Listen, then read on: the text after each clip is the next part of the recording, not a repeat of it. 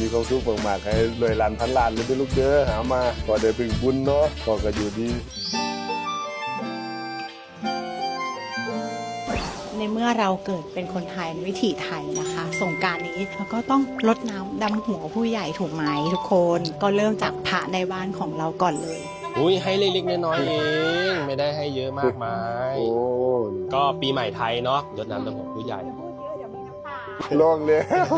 ปลื้มเนาะปลื้มลูกชายก็เลี้ยงมาได้ดีมากไกลถึงขนาดนี้แล้วเนาะใหญ่เก็บใหญ่ป่วยเด้อลูกเด้อขอให้จำด้วยเสื้อชาจนเล็กร้อยล้านพันล้านเลยเด้อ อุ้ยชอบคำนี้ให้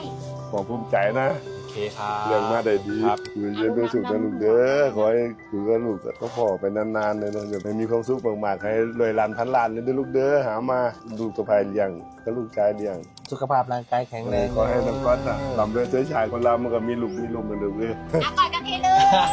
โอเคตัวไทยน้อยขอให้แข็งแรงในลูกเด้ออยู่เย็นเป็นสุขกระลำด้วยเสื้อชาโดยหลานพันล้านในลูกเด้อ